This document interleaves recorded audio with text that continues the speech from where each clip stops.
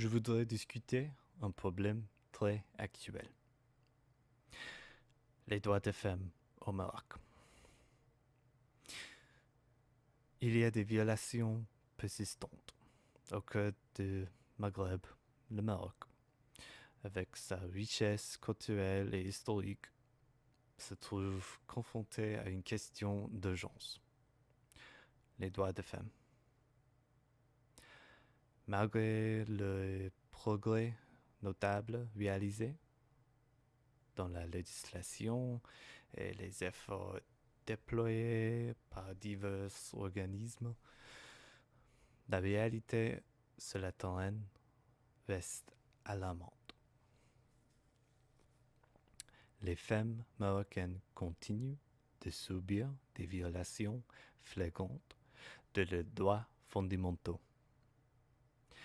Il est temps. Il est temps d'élever la voix et de condamner ces violations insupportables. À mon avis, c'est une réalité alarmante. Chaque jour, des femmes au Maroc sont victimes de violences basées sur le genre ou du sexe.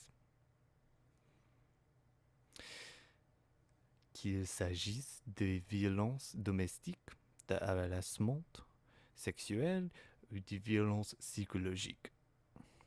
Ces actes persistent dans la société marocaine, souvent dans l'ombre et le silence. Les chiffres sont alarmants. Selon l'Association démocratique des femmes du Maroc, ADFM, près de 62 des femmes ont subi des violences à un moment de leur vie. En réalité, c'est bien pire. C'est seulement une statistique.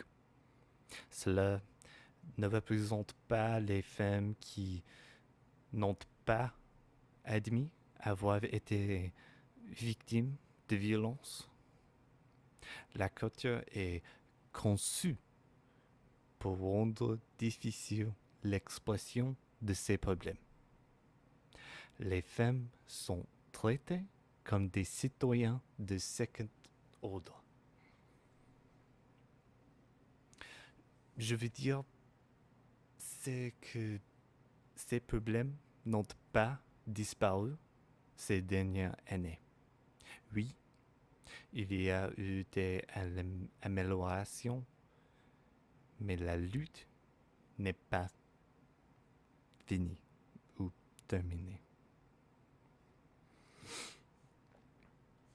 Cette réalité est intolérable et constitue une violation flagrante des droits humains fondamentaux. On a des problèmes avec discrimination et inégalité parce que parmi les violences, les femmes marocaines font également face à des discriminations systématiques et à des inégalités profondément enracinées. Dans les domaines de l'éducation, de l'emploi et de la participation politique, les femmes sont souvent reléguées au second plan, numéro 2. Privées de leurs droits les plus essentiels. L'inégalité économique et sociale persiste, limite l'autonomisation des femmes. C'est une position de dépendance et de vulnérabilité. Ce traitement discriminatoire est pas seulement injuste, mais aussi contraire au principe d'égalité et de justice sociale. Merci.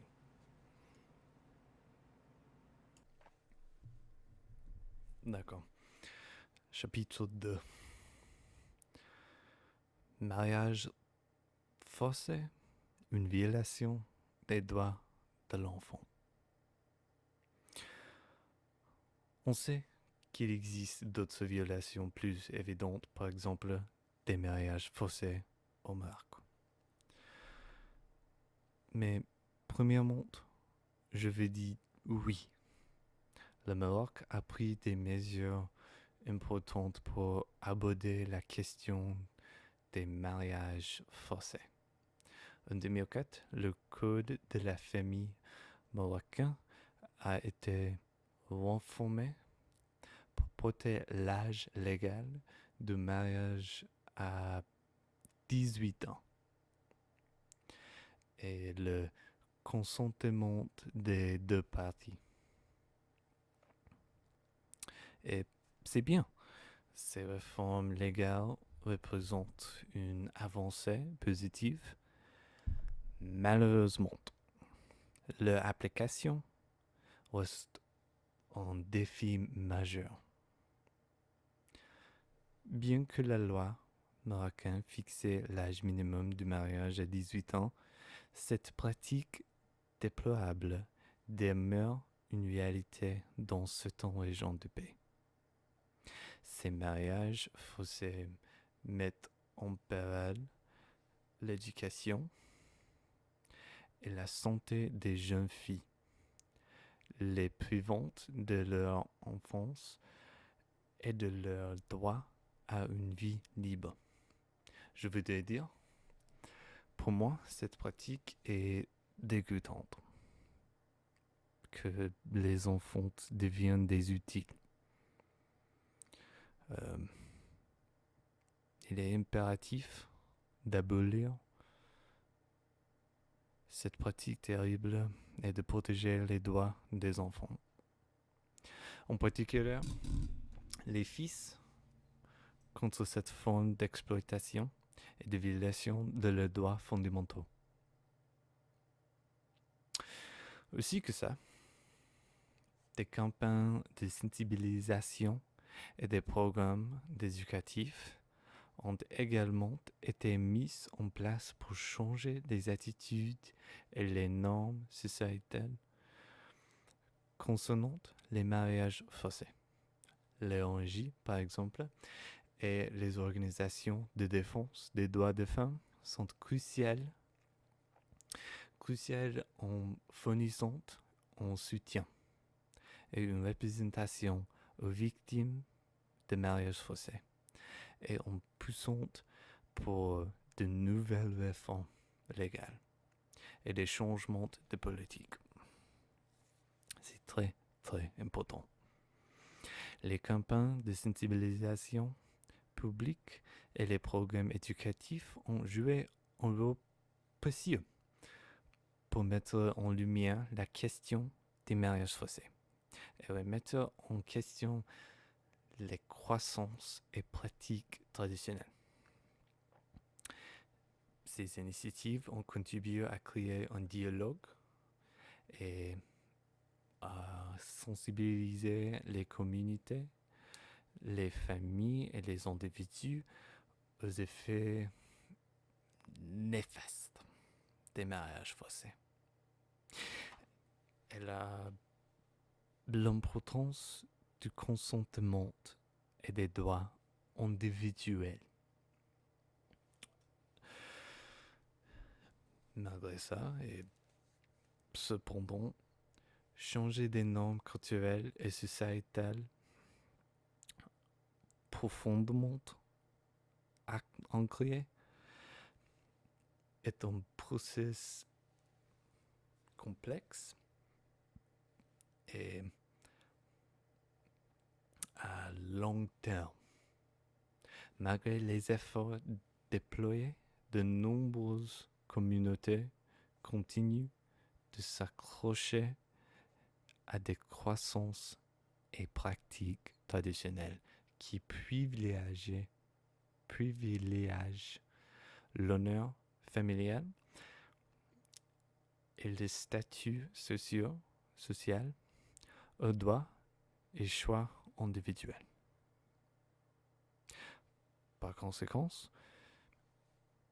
bien que ces campagnes et programmes aient été efficaces dans une certaine mesure, leur impact varie selon les régions et les communautés différentes. Merci.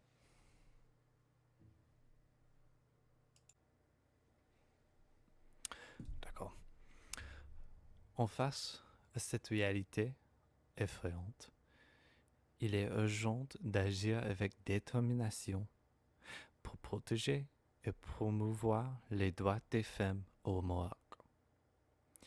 À mon avis, il faut attaquer chaque tête de l'hydre en même temps. Oui, on doit continuer avec éducation et sensibilisation, avec des programmes scolaires, intégrer l'éducation sur les droits de l'homme, l'égalité des sexes et les consentements dans les programmes scolaires dès le plus jeune âge. Ateliers communautaires, organiser des ateliers et des discussions communautaires pour sensibiliser aux effets néfastes des mariages forcés et promouvoir la compréhension du consentement et des droits individuels. Et oui, on doit continuer aussi avec des réformes légales et spécialement avec l'application, renforcement des lois, modifier et renforcer les lois existantes pour criminaliser les mariages forcés et garantir une protection juridique aux victimes. Mais on doit aussi se concentrer sur le développement économique et social.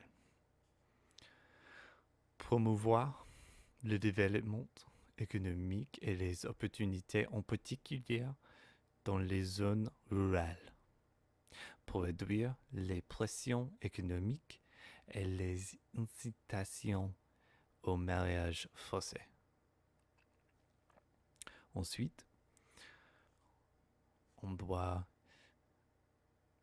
impliquer les leaders communautaires et religieux.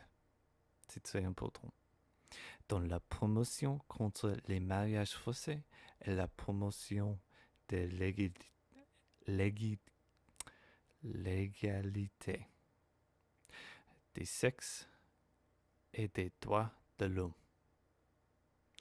Former et autonomiser les gens à agir en tant qu'éducateurs par les pères et défenseurs au sein de leur communauté pour remettre en question et changer les normes et pratiques néfastes.